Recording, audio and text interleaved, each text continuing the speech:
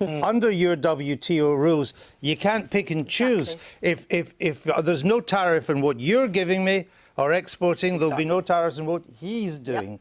So, and if you did that, why would anybody do a free trade deal? That's the base position. That's the starting position. Then you negotiate from there. I But mean, why- President Trump has already said that he's happy to give us a fantastic deal. Let me just clarify this.